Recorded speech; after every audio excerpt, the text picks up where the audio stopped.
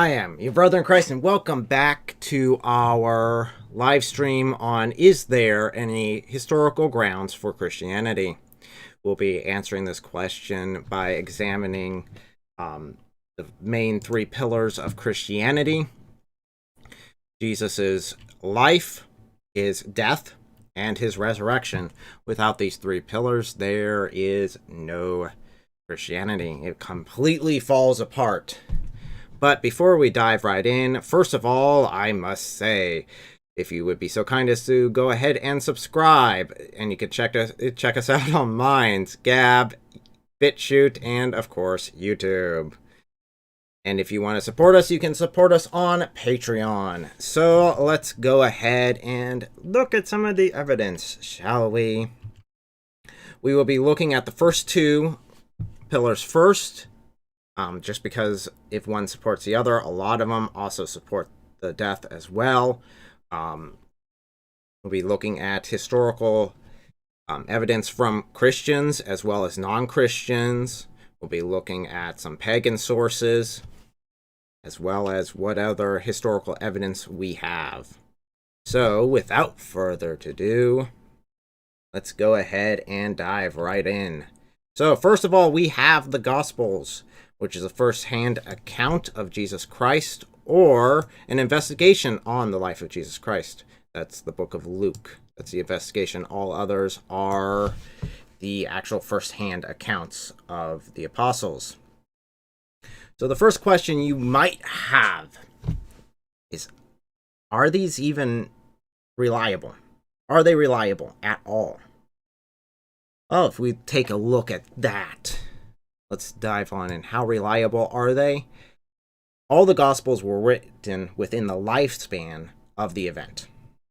For any historical event, up until recent times, this is rare to have even one document written within that time span, within the first generation.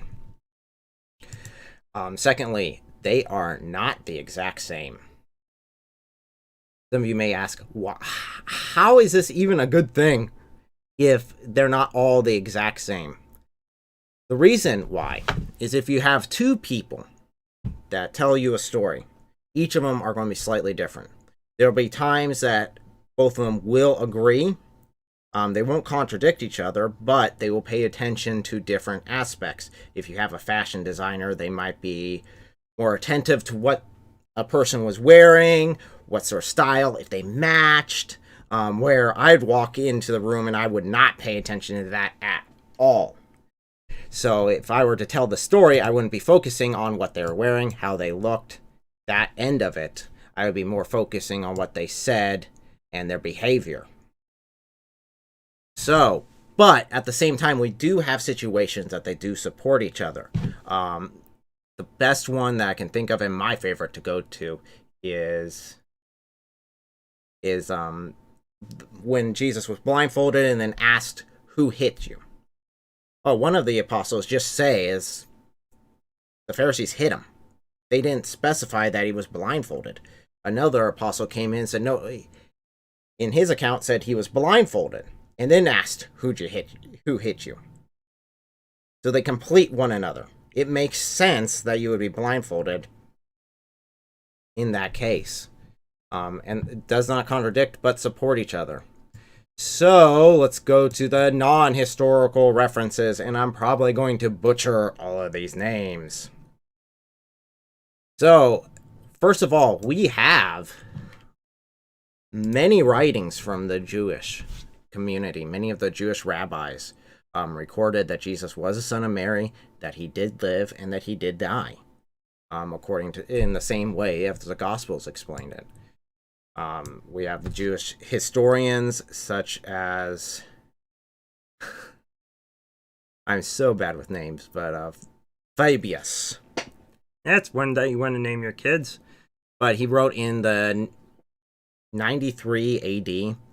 He has two references in his history of Judaism that refers to Jesus as the so-called Christ. Obviously, he was not a Christian. He was very against Christianity, and he spoke very badly of Christians in that book. But yet, he claimed that Jesus did live, and he did die in the way that is claimed in the Gospels.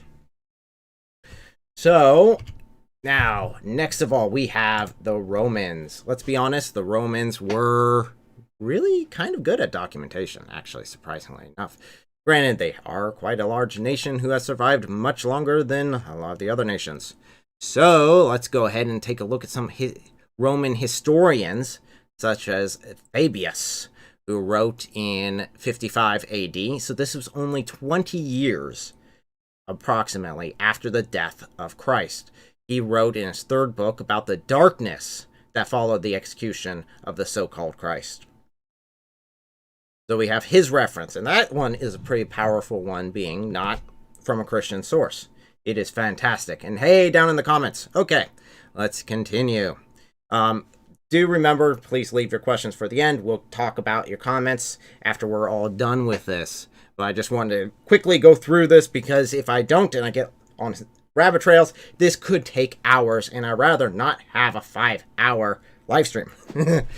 I have a lot of other things to do, although this has taken the entirety of the last few days of just intense study on this topic. So, we have our first Roman historian. We also have a Roman governor. I can't do these names. Bithynia. She was around, I think it sounds like a she. So, but they were governor in 110 AD. She accounts some of the talk from former Christians that, yes, they all agreed that Jesus did live and that he did die accordingly. And this is coming from former Christians from a Roman governor less than 100 years after the death of Christ. We also have such Roman politicians as Plentius. That's always a fun name. That was around in 113 AD. He hated Christians and wrote that they are nothing but pig-headed. He also supported the death of Christ there as well in his writings. We have the writings of another Roman politician, Tiberius, who was around in 113 AD, sorry. He hated Christians to such an extreme that he called them and was quite adamant in their executions. He called them a destructive group of idiots, to paraphrase what his writings basically stated. So we also have Tiberius, who is another Roman, who was in 115 AD. He wrote the Annals. This was consisting of 15 volumes of Roman history, and this was fantastic to find. This is a real treasure trove here.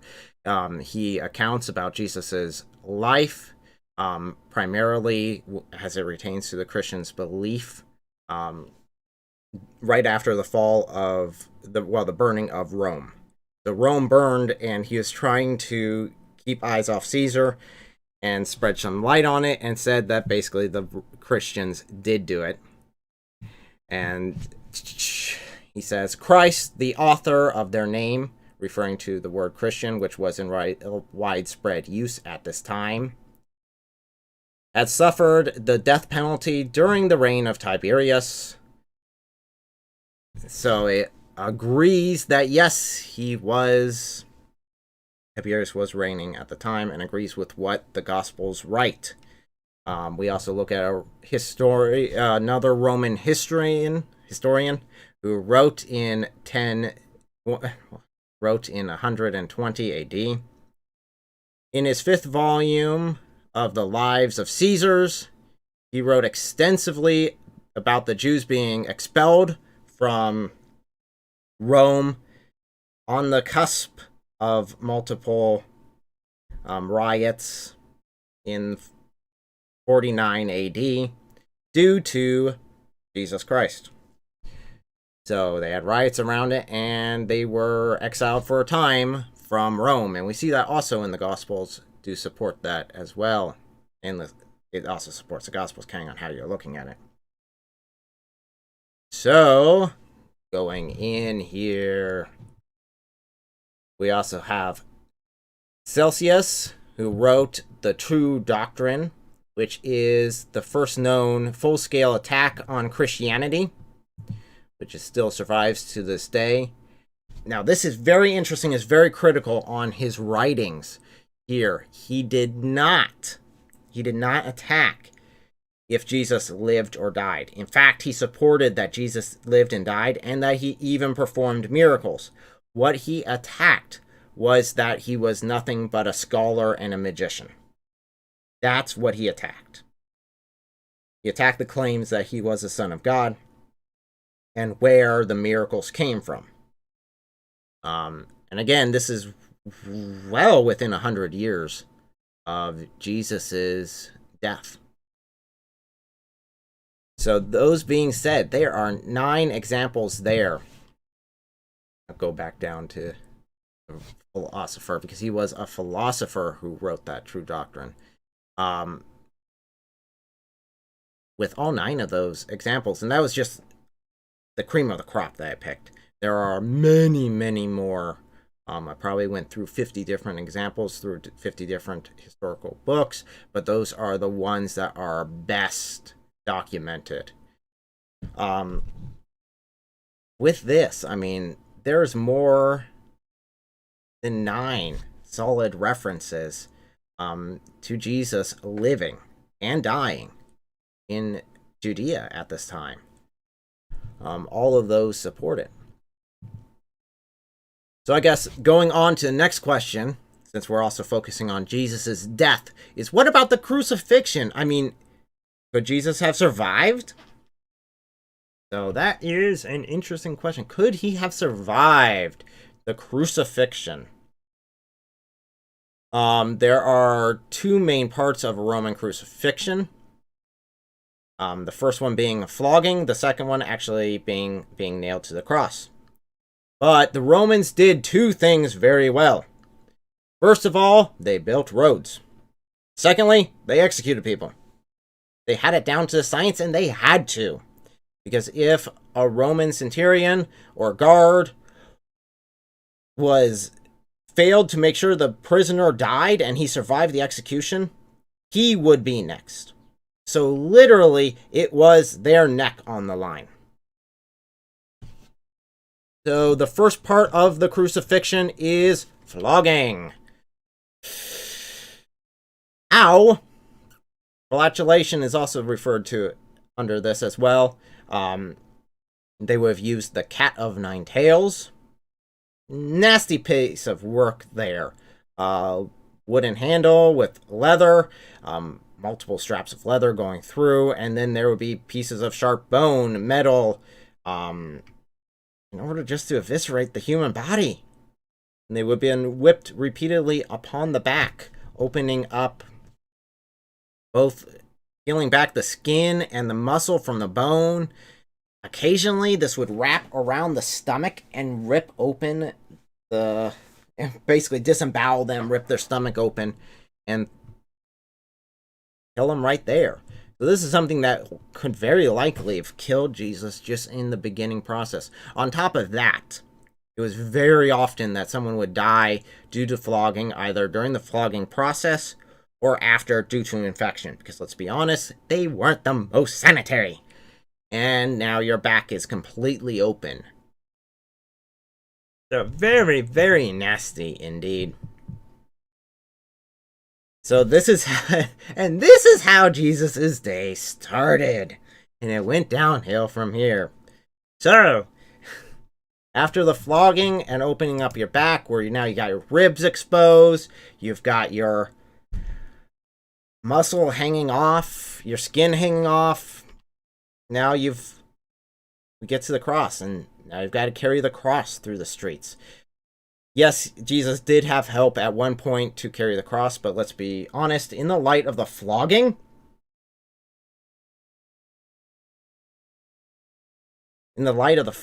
this would have been extremely difficult just to walk, let alone carry a cross.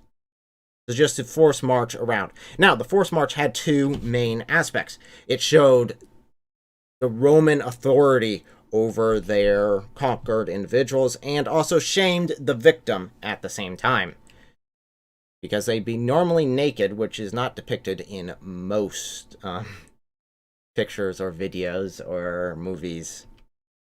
So now that let's say you got to the place of your execution, which would have been extremely demoralizing to take every step and know that every step you're getting closer to your execution.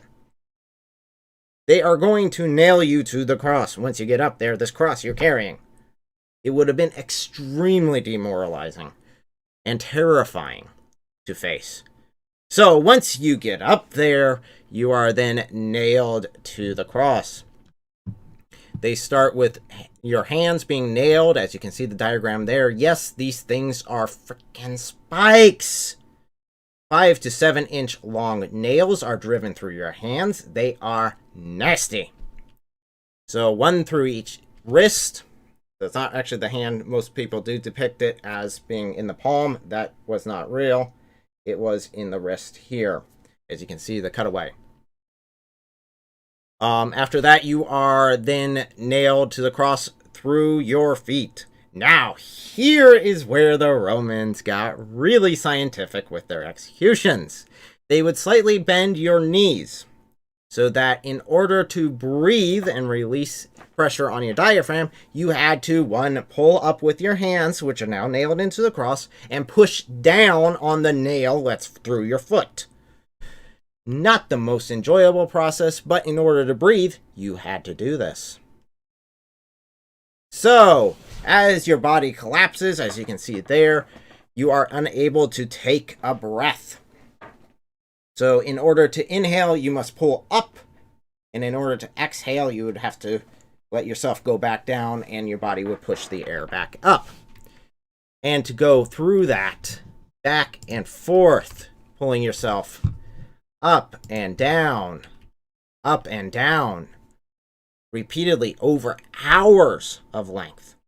This was not something that was short. This was not a quick execution. This is something that took some serious time to do, and you would be on there for hours just trying to take your next breath. So each time the Gospels are talking about Jesus coming up and speaking, that took some serious effort in order to just do. An extreme amounts of pain, considering that each one of those nails went into pressure points. Not fun in any way, shape, or form. So, Jesus had to fight for every breath just to take it. Eventually, when the Romans got tired of the spectacle, they would break their legs, break the bones. They did not do this for Jesus. They instead went with a spear up through the bottom of the ribs into the heart, according to the accounts. Both Roman and Christian accounts both agree upon this. When this happened, we also see that both blood and water came out by both accounts, and that is supported by our current understanding of how suffocation works on the human body according to medical science. We get during crucifixion, there would be a build-up of liquid around the heart to such a point that it would compress the heart as well. This was an extremely gruelifying way to die. It was horrendous. So, as the spear went in, it pierced Jesus' heart. It came out as both water and, in this case, we'd look at it and say it's just the fluids, but it came out as both that and blood. And that does support through medical science at this point. So, as far as it comes to Jesus' death and life and death, we see that both of them are rock solid on the support of Christian doctrine, Christian references, as well as our knowledge on history through some Greek historians, some Jewish historians, and a lot of Roman historians all documented this. So, but, I mean, how much are those documents actually worth? I mean, yeah, they were all within 100 years of the execution. I mean, they're all within that 100-year span, but I mean, how weighty are those in comparison to other historical references that we have? Tell you truthfully, the historical reference for Jesus' death and life are overwhelming. We have more historical evidence for Jesus' death and life than we do for many historical events throughout the span of history. I mean, such events as Alexander the Great, which the oldest documentation that we have that recorded his campaign was a Greek historian who lived 200 years after his death, after Alexander the Great's death. He wrote it 200 years afterwards. Or, for example, the Trojan Wars, which we know without any question that it did happen. It is a historical fact. But the first accounts of the Trojan War weren't documented for 400 years after the event ended. That is crazy. Think about if we were to apply the same length of time to to the American Revolution. Let's apply it to the American Revolution. We wouldn't see the first historical writings about the American Revolution until 2183.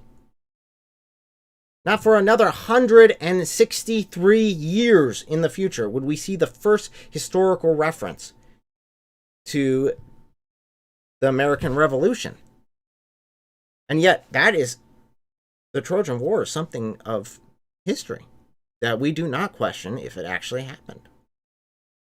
In the light of this evidence, Jesus' life and death is rock solid. So, if Jesus' life and death are rock solid, let's go ahead and look at the last one there and see if the resurrection holds steady. Now, as far as historical references, there are plenty of Christian historical references, and even some of the Roman ones that I have referenced say that Christians did believe that Jesus rose from the dead. There are no first-hand accounts, to my knowledge, of Romans from that, but let's go ahead and examine what we know of history. So we know that Jesus did live and that he did die.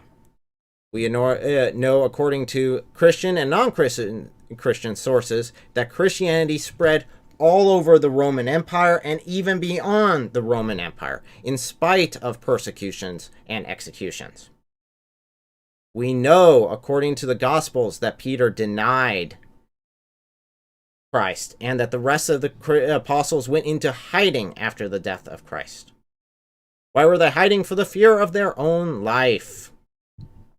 Now, the question is, would this have been made up by later Christians? Would this have been something that they would have made up and just put in there? Using the principle of embarrassment, we can firmly say no. Why on earth would you shame and discredit your first Christian missionaries?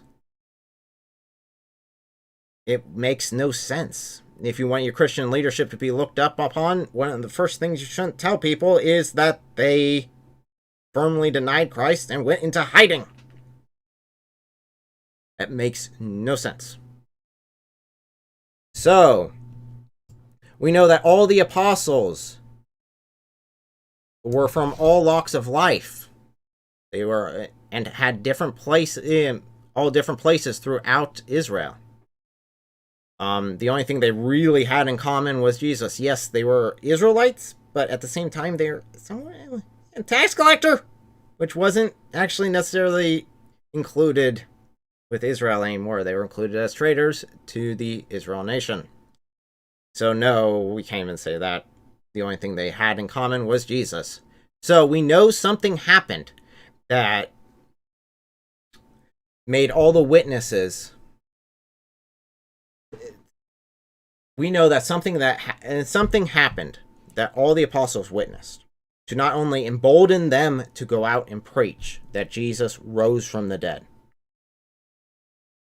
but to also turn their backs on all that they knew. They turned their backs on their families as far as being any part of their lives. they went their own way. And that was something that was very critical to the Jews at that time, was your family heritage. And they turned their backs to that. So what would cause someone who is in hiding, who's in fear for their life because they value their lives more than they valued their teacher or what the teacher said, to not only change, completely repent of that, but then to go out into the world and preach to the rest of the Roman Empire and beyond? So, well, there could be a couple explanations of that, right? What if they stole the body and then made up the resurrection, right? Oh, we know this to be absolutely false. First of all, Roman guards would have fought to the death to defend the tomb of Jesus, would have done everything they could in order to prevent them from taking the body. Why? Because again, their necks would have been on the line. The Roman guards would have been executed. So, even if the apostles would have got a large group together and said, okay, let's just take Jesus's body. If they got a mass mob and even overpowered the Romans by force, which you could do, even though these are hardened veterans, these aren't just, rent-a-cops. These are hardened veterans. But you could overwhelm them enough bodies, you could overwhelm them. But you would have deaths on both sides.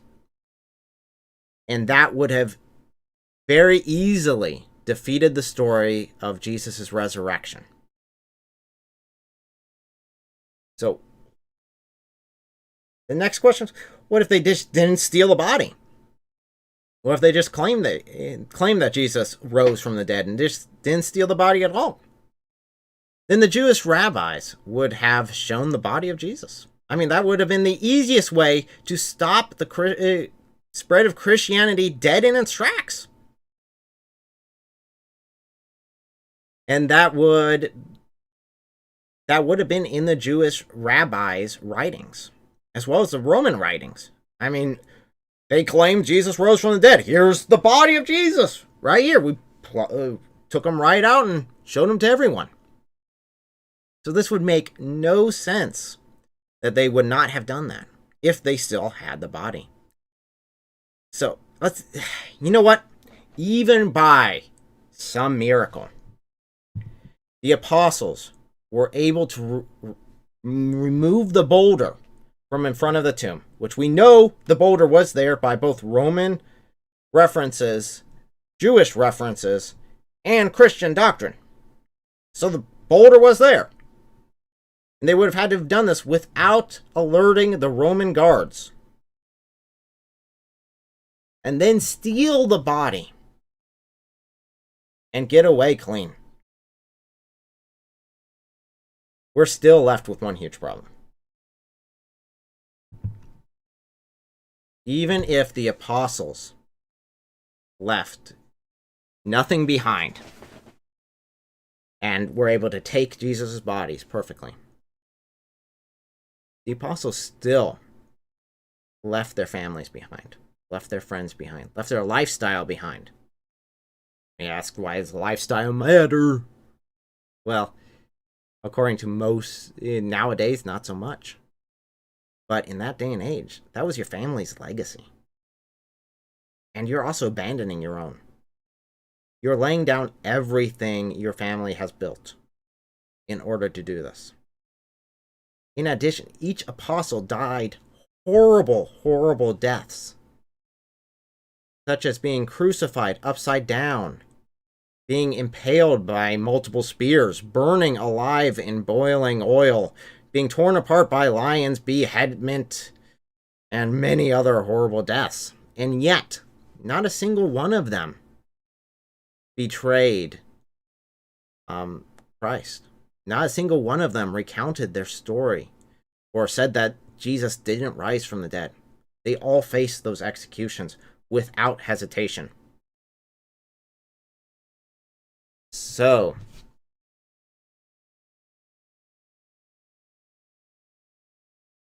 The thing is, you may be able to convince one or two people to die tragic, horrible deaths for something they know is a lie. But all the apostles, without a single one of them confessing, the bigger a conspiracy is, the harder it is to keep contained. And you're talking about a decent-sized conspiracy that was put under torture, and not a single one of them confessed. The truth is this: liars make horrible martyrs.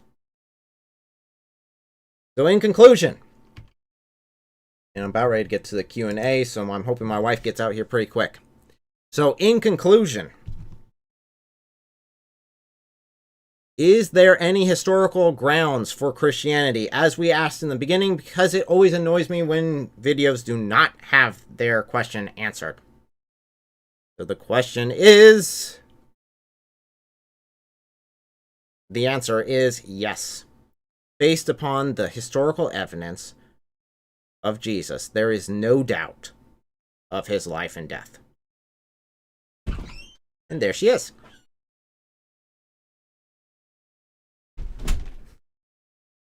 So, there we go. Oh, and little boy's here too. Okay. So as I was saying, based upon the knowledge of... I'm sorry. My wife came in and my mind just went out. So, the answer to a question is yes. Based upon the historical evidence of Jesus, there is no doubt of his life and death. And given what we know of humanity, history, and the cultures involved, there is no reason to doubt that the resurrection of Jesus also occurred. So, let's go ahead and switch to Q&A. And let me give some room for my wife to come in. Okay, we have comments. Yes, we have lots of comments. So which ones seem interesting to you? I'm here for the baby. Yeah, I'm here for the baby too. Baby. Oh, it's not. Okay, fine. Go back to mommy. You don't like daddy. I'm glad you found this really insightful. I do think it's really good to know and be equipped with the truth, because we are constantly berated by lies and asked the question of how to defend our faith. And I think this is an awesome thing to be aware of. I think the proof. There's also the question that I've seen a lot is, or the accusation that there's just no evidence for Christianity. There's just no historical evidence for Christianity. And I'm going through page after page after page of documents from Romans, from Jews, from other Christian sources, from some pagan sources that state, yes, Jesus lived and he died. Don't worry, this video will still be here. And later this week I will release another video that will be basically this, but with a little bit more trimming around the branches, I guess. Look fancier. I'll make it look fancier. Actually, it'll be in my older form that I used to do. Yeah, that's Dada up there on the screen. Do you see Dada? Yes, you do. Okay. So, what other questions? Yes, hi Dada. Dada's also right here. Yeah, is that confusing you? And this is why we weren't here for the rest of the video. So Michelle Dizon, I hope I said that correctly, said the details of his persecution was Kill my phone. Unnerving to hear, but it makes you appreciate the weight of Christ's sacrifice. And I do think that's something that we as Christians can kind of shy away from, because it is pretty rough to hear, ooh, that's like so brutal and gory, and yet it helps us to appreciate the sacrifices that Christ made for us. And it helps us to know that when we're going through trials and tribulations, we're not alone in it. That God has also understood what pain is and been there through it. And yet did it for us. Yeah, that really lands once we actually start looking into the crucifixion and how he died. We really start seeing how much he loved us. How much he knew ahead of time that he would have to do this. He knew in the Garden of Gethsemane what he was going to have to go through. He was well aware of how the Romans executed people, how crucifixion works, and he knew that he would have to do it. but he was yet willing to take that on for us. So Michelle Dizon, am I saying that correctly? Is it Dizon or is it Dizon? Let me zoom up here on this. But she said, we just had this debate yesterday and we lacked historical evidence. I wish that person was still around for this. So there is, like I said, a ton of history, and I'm probably butchered the names quite thoroughly. But they are there, and you start looking for the books, definitely. I think it's hilarious that most of the evidence I was able to find were not Christian, but were anti-Christians. There are people who hated Christianity, who pushed for the execution of Christianity, that we see just come out and say, this guy still lived, but we just don't believe. This guy lived and died the way the Christians say, but his miracles just came from something else. Just like in the true doctrine. That is such a powerful witness, even, to Christianity. yeah, and it really does bring it back into the light of Isaiah 52 and 53, where it talks about, he's rejected by the people he came to save. And so it's just crazy because when I look at this stuff, I'm like, how can anyone not believe? But then again, there were points in my life that, I still rejected Christ even after knowing all of this stuff. And it's like, we pursue what we want to, and that has to be our choice. And I'm so grateful that God has given us that free will to choose. But hopefully with this information, those who aren't aware of it yet will get to have a clear choice instead of one that is formed around misconceptions or lies. So this has been the combination of many, many days. And hello, Connie J. Say hello to you while you're there. Any other questions you guys have? Anything else you want to say before we sign off? We're looking at wrapping this up. This will be on YouTube still. It eventually will be on BitChute as well. So, the little boy's getting very, very annoyed and wanting to go play. And he's like, Daddy, you have been working on this all day. You were working on this all day yesterday. You didn't play with me very much, and now I was very upset. And now I'm finally getting some attention. So it seems we may have in the comment section the Connie. So The Connie. the Connie. The Connie. And also shout out to Land and Oh, the hey! Mad Hatter. Mad Hatter. Oh boy. So They're funny thank you guys historical. for joining us. There's a bunch of funny historical stuff on there. Oh, hey! You are the Connie. Cool. Wow, you are actually real. She just realized this. Thank you very much. It took her a little bit of time, but yes, you are actually real. We just wanted to confirm that. Yes, the Connie. Oh, it's good to have you guys here. Yes, thank you guys so much for joining us. I do appreciate it. If you guys have no other questions, I need to go pay a little bit of attention to some little boy who is in need of some daddy love. And he's giving his mommy kisses and hugs. Yes. Such a good boy. Well, thank you guys for all joining. Thank you, and I will see you guys on Discord or next week. We'll be back with another video. Yes. I have not yet picked the topic, so if you want to put a topic down in the comment section, please do, and I might just take it on. Yeah, thank you for joining us. Thank you. I'm glad you've enjoyed watching.